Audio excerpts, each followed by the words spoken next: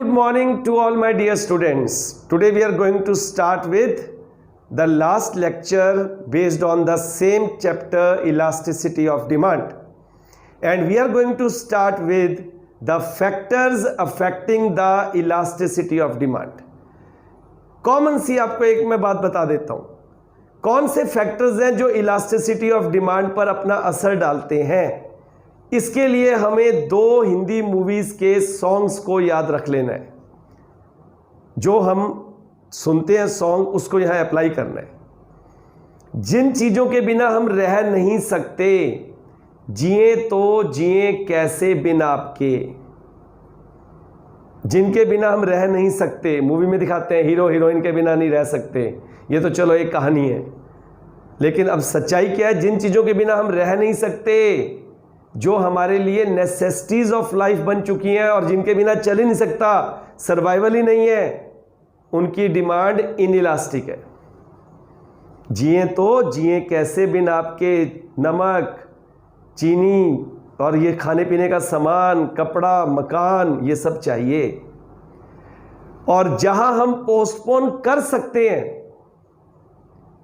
देखा कि एसी लेने गए महंगा था, हमने कहा चल यार अगली बार ले लेंगे। कार लेने गए, बुक करवाने गए थे, पता लगा 20,000 कीमत बढ़ गई, पोस्टपोन।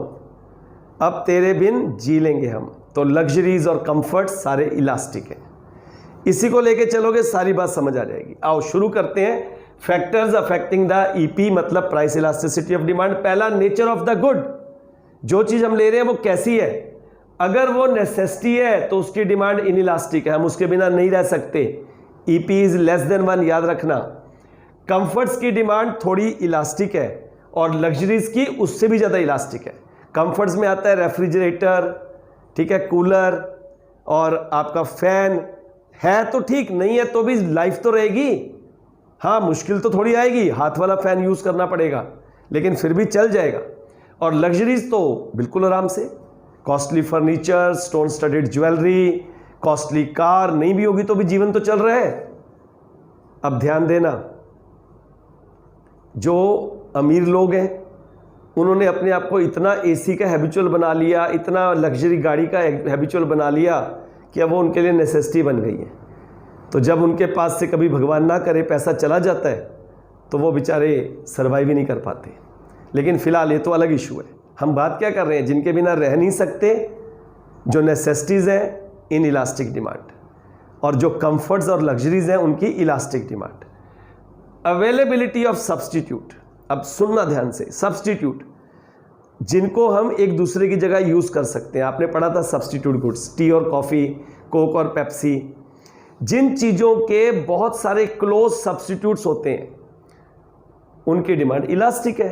ये चीज महंगी हो गई तो हम इधर चले गए, ये महंगी हुई तो हम दूसरे की तरफ चले गए। लेकिन जिनके क्लोज सब्स्टिट्यूट नहीं होते, वीट, राइस, ये सब चीजें, इनके क्लोज सब्स्टिट्यूट नहीं है, अपने आप में यूनिक चीजें हैं, उनकी डिमांड इनइलास्टिक है। तो देखो, second, demand for a good with large number of substitute will be more elastic and vice versa. Income level, जिनकी इनकम बहुत ज्यादा है उनकी डिमांड इनइलास्टिक है। उनको क्या फर्क पड़ता है, टाटा, अंबानी, अदानी, जो बड़े बड़े ग्रुप हैं, उनको क्या फर्क पड़ता है, महंगी चीजें तो भी ले लेंगे। बट जो बेचारे एक मिडिल इनकम ग्रुप वाले हैं या लो इनकम ग्रुप वाले हैं, उनको तो हर चीज़ को सोच सोच के लेना है, उनकी डिमांड मोर इलास्टिक है। Elasticity of demand for any commodity is generally less for higher income level group in comparison to the people with low income. It is because rich people are not affected by changes in the price of the goods. Price level, जो चीज़ें बहुत महंगी हैं, सोच सोच के लेना पड़ेगा, समझदारी से लेनी पड़ेंगी, उनकी डिमांड इलास्टिक है। और जो सस्ती हैं, नेसेसिटीज ऑफ लाइफ, जैसे कि मैच बॉक्स है ना, ये सब, इनकी डिमांड क्या है, इनइलास्टिक है। तो ये देखो, costly goods have highly elastic demand as their demand is very sensitive to changes in the price. Inexpensive goods, inexpensive का मतलब सस्ती चीजें, इनकी डिमांड जो है क्या है, इनइलास्टिक। क्यों, हम लेनी है तो लेंगे। अब न्यूज़पेपर वाले से न्यूज़पेपर ले रहे हैं 4 रुपये से, अब हो गया 5 का, तो हम ये तो नहीं कहेंगे ओ माय गॉड 5 का हो गया, इतना महंगा, 4 का 5 का तो चल जाएगा। मैच बॉक्स है 50 पैसे से 1 रुपये की हो गई तो हम ज़्यादा इसमें कोई हैरान नहीं होंगे। लेकिन जो हमारी कॉस्टली चीज़ें हैं, महंगी चीज़ें हैं, उन पर तो सोचना पड़ेगा ना पैसा खर्च करते हुए, तो उनकी डिमांड इलास्टिक। और जो हमारी जो नेसेसिटीज़ हैं, या जिनको हम क्या कह रहे हैं, जिनको हम कह सकते हैं कि less price goods they are, या inexpensive goods their demand is inelastic. फिर आ गया पोस्टपोनमेंट ऑफ द यूज। जिस चीज को पोस्टपोन नहीं कर सकते, अभी मैंने बताया था, जिसको पोस्टपोन नहीं कर सकते, नेसेसिटी तो होगी, तो डिमांड क्या हो जाएगी, इन इलास्टिक। जिए तो जिए कैसे भी नाप के। और जिसको पोस्टपोन कर सकते हैं उसकी डिमांड इलास्टिक। तो ये देखो लिखा है different uses of a good. जिस चीज के बहुत सारे यूजेस हैं, महंगी हो जाएगी तो कम कर लेंगे यूज को, तो कुछ कम कर सकते हैं, तो डिमांड इलास्टिक। और जिनके डिफरेंट यूजेस नहीं है उनकी डिमांड इन इलास्टिक। और इसके बाद हमारे अगले रह गए 2 फैक्टर्स। नेक्स्ट है टाइम पीरियड, समय। समय अगर थोड़ा है, शॉर्ट टाइम है, तो डिमांड इन इलास्टिक, क्योंकि शॉर्ट टाइम में हम अपनी हैबिट को भी नहीं बदल सकते। मान लो हमें यहाँ से स्टेशन जाना है और हमें मान लीजिए ऑटो करना है। अब वो ऑटो वाला कह रहा है जी अगर मैं स्पेशल आपको लेके जाऊँगा तो 200 रुपये लूँगा, तो हमें परवाह नहीं है, हमने अपनी टिकट बुक कराई हुई है, तो वी विल पे 200। तो डिमांड क्या हो गई, in elastic. Longer the time period, demand is elastic. और लास्ट तो है ही क्या, हैबिट ऑफ द कंज्यूमर। जिस चीज़ की हमें आदत पड़ गई, तभी कहते हैं हैबिट क्या है, रिपीटेड एक्शन बिकम्स हैबिट। जो बार बार रोज हम कर रहे हैं, रोज हम करते जा रहे हैं, वही हमारी आदत बन रही है। अगर हमने अपने रिपीटेड एक्शन को ठीक नहीं किया तो हमारी हैबिट गंदी हो जाएगी। अगर अच्छे रिपीटेड एक्शन करेंगे तो हैबिट्स गुड हो जाएंगी। तो गुड और बैड हैबिट्स क्या है, इट्स ऑल रिपीटेड एक्शन। तो हैबिट ऑफ द कंज्यूमर, जिसको पड़ गई जिस चीज़ की आदत, तो डिमांड इन इलास्टिक। एक लिकर पीने वाले को इतनी आदत बन चुकी है कि वो अपने आप को बेच देगा फिर भी लिकर लेगा, तो इसका मतलब क्या हो गया, वो हैबिचुअल हो गया, तो डिमांड क्या हो गई, in elastic. And vice versa. तो हमने ये सारे फैक्टर जो पढ़े हैं, इसको अगर हम एक एक्रोनिम बनाएं तो D different uses of the good, H habit of the consumer, I income level, T time period, the hit, और इधर से पी प्राइस लेवल, ठीक है, और उसके बाद A availability of the good और N nature of the good. देखो ये हमारे सारे फैक्टर्स हो गए। D different uses of the good, H habit of the consumer, I income level, T time period, कितने हो गए 4, पी से प्राइस लेवल, और पी का स्क्वायर है पी से postponement of the use, A से availability of the close substitute, और एन से nature of the good. The hit पान, खाने वाला पान है ना, हमने एक नई मूवी बना दी, the D HIT hit PAN pan. तो हमारे पास सारे फैक्टर्स हमें याद हो गए। डी से different uses of the good, the D, H से हैबिट ऑफ द कंज्यूमर, ठीक, आई से इनकम लेवल, टी से टाइम पीरियड, पी का हमने स्क्वायर कर दिया प्राइस लेवल और पोस्टपोनमेंट ऑफ द यूज, ए का मतलब availability of the close substitute, और एन का मतलब नेचर ऑफ द कमोडिटी या गुड। सारे फैक्टर हमें याद हो जाएंगे अगर हमने ये एक्रोनिम याद कर लिया। अब हम करते हैं numericals based on this chapter. So now let's start the numerical portion. We have been given the first type of numerical. A consumer buys 80 units of a good at a price of ₹4 per unit. पहले तो हमें formula पता होना चाहिए, EP is equal to price upon quantity into change in quantity upon change in price. और हमें ये पता है चेंज इन क्वांटिटी का मतलब है new quantity minus old, change in price का मतलब है न्यू प्राइस माइनस ओल्ड। आओ अब वैल्यूज लिखते हैं। वो कहता है consumer buys 80 units, quantity is 80, price is ₹4 per unit. When the price fall, वो प्राइस गिर जाता है, ये नहीं पता कितना गिरता है, ये नहीं गिवन नहीं है। ही बाइज 100 यूनिट्स, अब उसकी क्वांटिटी हो गई 100 units. If the EP is -1, मैंने आपको बताया था माइनस का साइन होता है इनवर्स रिलेशन का, तो उसकी प्राइस क्या होगी। अब हमने इसको वैल्यूज को फॉर्मूले में पुट करना है। EP is equal to P upon Q 4/80 into delta Q। अब डेल्टा क्वांटिटी कितनी है 100, ये Q1 है, और 80 कितनी है 100 माइनस 80 20 अपॉन डेल्टा P अभी कुछ नहीं पता हमें, तो ये डेल्टा P आ गया। और EP की वैल्यू हमें गिवन है -1। अब इसको सॉल्व कर लो। 21 ज़ा 20 4 ज़ा 80, 4 से 4 कट गया, -1 equal to 1 upon delta P, और डेल्टा P यानी change in P is equal to आ गया -1। देखो चेंज इन प्राइस कितना निकल गया -1। अब हमें पता होना चाहिए कि जो P1 है न्यू प्राइस वो क्या होगा, old plus change in price. New price is equal to old price plus जो चेंज आया।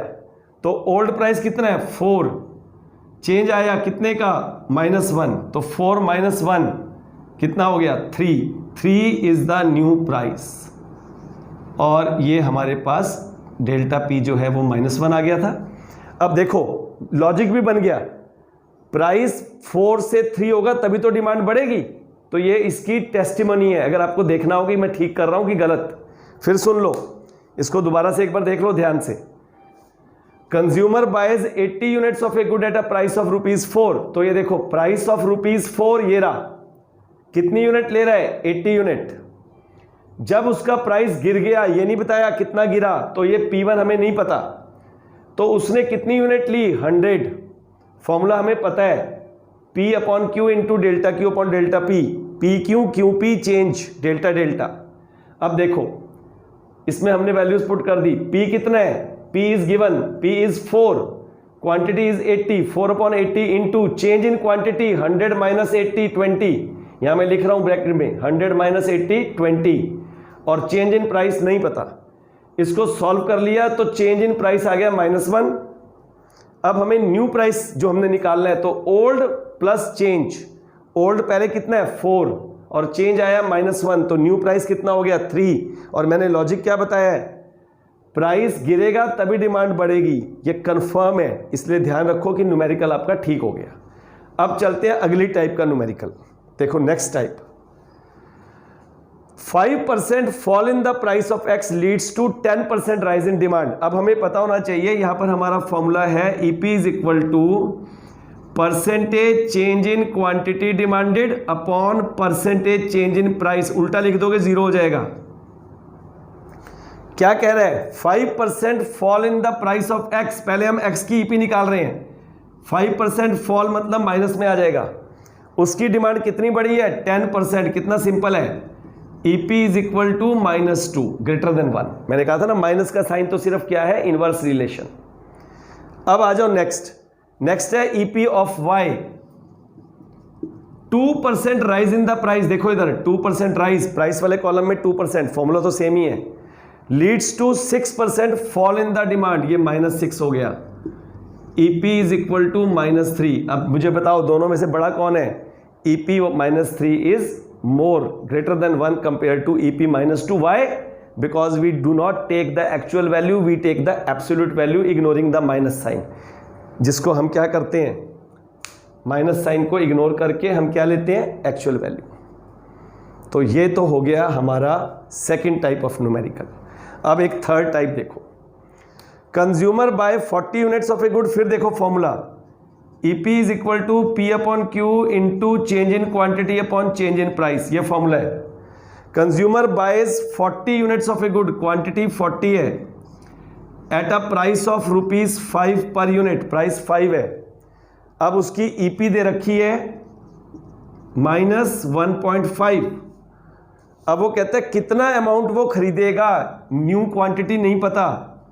जब उसकी प्राइस हो जाएगी 4, यानी पहली प्राइस 5 है, न्यू प्राइस हो गई 4। अब ये सारी चीजें आ गई, बस फॉर्मूले में पुट करो। EP is equal to, EP हमें गिवन है -1.5 इज इक्वल टू, देखो मैं इसकी जगह लिख रहा हूं -1.5 इज इक्वल टू P कितना है 5 अपॉन 40, क्वांटिटी 40 है, इनटू डेल्टा क्वांटिटी नहीं पता, उसको एज इट इज लिख लो, change in quantity, upon change in price. 4 minus 5 तो ये आ गया -1। अब ये सॉल्व करो, 5 1 ज़ा 5, 5 8 ज़ा 40 और ये माइनस का आ गया। -1.5 is equal to delta Q upon -8, इसको कैंसिल हो गया। Delta Q is equal to 8 into 1.5 which is equal to 10 12। ये क्वांटिटी आ गई, चेंज इन क्वांटिटी 12। बस अब हमें न्यू क्वांटिटी निकालनी है, तो new quantity is equal to old plus जो चेंज आया। ओल्ड क्वांटिटी कितनी है, ये दे रखी है ओल्ड क्वांटिटी 40, ये रही 40 प्लस चेंज आया 12 का, नई क्वांटिटी हो गई 52। 52 इज द आंसर। फिर सुन लो एक बार, क्वांटिटी हमें दे रखी थी, प्राइस हमें दिया हुआ है 5/40 इंटू चेंज इन क्वांटिटी नहीं पता, चेंज इन प्राइस कैसे निकाला, new minus old. 4 minus 5 equal to -1, ये आ गया। इलास्टिसिटी गिवन थी, सॉल्व किया 12 आ गया, तो ये हमारे पास आ गया चेंज इन क्वांटिटी। ओल्ड कितनी थी 40, चेंज हुआ 12 का, नहीं होगी 52। वैसे भी देखो लॉजिक, प्राइस कम होगा तो क्वांटिटी बढ़ेगी। लास्ट, यहां पर हमने क्या किया, देखो लास्ट वाले में, लास्ट में दे रखा है consumer spends 80 on a good. अब यहां पर दो चीजें दी हुई हैं, प्राइस गिवन है, old price new price, total expenditure दोनों में दे रखा है, कुल खर्च। तो पहले वो कहता है 80 रुपये खर्च करता है, 80 rupees is a total expenditure.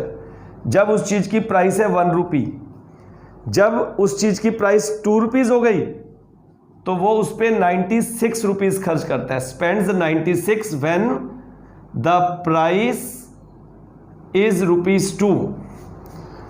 अब पहले तो ध्यान देना, इसकी क्वांटिटी फाइंड करनी पड़ेगी, टोटल एक्सपेंडिचर अपॉन प्राइस। यानी उसने खर्च किए 80 रुपये, कीमत थी 1, तो उसने कितनी क्वांटिटी ली 80। जब उसने खर्च किए 96, प्राइस थी 2, तो उसने कितनी क्वांटिटी ली 48, ये न्यू क्वांटिटी आ गई। अब देखो चारों चीज़ें आ गई आपके पास, प्राइस है 1, न्यू प्राइस है 2, पहले क्वांटिटी आई 80, न्यू क्वांटिटी आ गई आपके पास 48। बस ये समझना है आपने, टोटल एक्सपेंडिचर को प्राइस से डिवाइड कर दो, क्वांटिटी आ जाएगी। देखो ये नई क्वांटिटी आ गई 48, ये आ गई 80, ये चारों चीज़ें आ चुकी हैं। बस अब तो फॉर्मूला अप्लाई करना है, और फॉर्मूला मैंने आपको पहले से बताया हुआ, ये फॉर्मूला है EP is equal to P upon Q into delta Q upon delta P। तो देखो सारा फॉर्मूला है हमारा, is equal to P, P is 1, ये रहा P1, upon quantity is 80 into change in quantity 48 minus 80, 48 minus 80 कितना हो गया 48 माइनस 80 तो 50, 32 माइनस का 32 upon change in price 2 minus 1 1। बस इसको अब सॉल्व कर लो, ये हो गया 8 4 ज़ा 32, 8 10 ज़ा 80 is equal to -4 upon 10 which is equal to -0.04। ये जो -0.04 है इसका मतलब EP is less than 1, EP is less than 1। फिर सुन लो एक बार दोबारा ध्यान से, consumer spends 80 rupees on a good, मैंने बताया 80 उसका जो है टोटल एक्सपेंडिचर है, प्राइस उसका जब 1 रुपया है, फिर उसका टोटल एक्सपेंडिचर है 96, प्राइस है 2 रुपये। हमने इससे क्वांटिटी फाइंड कर ली, total expenditure divided by price, ये पहली क्वांटिटी आ गई 80 अपॉन 1 80, 96 अपॉन 2 48। अब हमारे पास चारों चीज़ें आ गई, प्राइस 1 रुपी पहला, फिर न्यू प्राइस 2, क्वांटिटी पहली 80 और न्यू क्वांटिटी 48। फॉर्मूले में पुट कर दिया, सॉल्व किया, आंसर आ गया -0.4। माइनस तो मैंने बताया इन्वर्स रिलेशन लेते हम एब्सोल्यूट वैल्यू है, सो EP इज लेस देन 1। इसके साथ ही हमारा चैप्टर कंप्लीट हो गया इलास्टिसिटी ऑफ डिमांड, और हमारा पूरा कंप्लीट यूनिट हो गया जिसमें हमने 4 चैप्टर्स पढ़े, consumers equilibrium, utility analysis, consumers equilibrium in difference curve analysis, theory of demand, elasticity of demand. ये चारों चैप्टर्स आपके मिड टर्म में आपको बड़े प्यार से मिलेंगे, इसलिए आप अच्छी तरह से इनको तैयार कर लो और अपना समय बिल्कुल बर्बाद मत करो। साथ साथ अपना जो है नोट्स बनाते रहो। क्लासरूम में कोई प्रॉब्लम्स है तो गूगल मीट पे शेयर करो। God bless you all.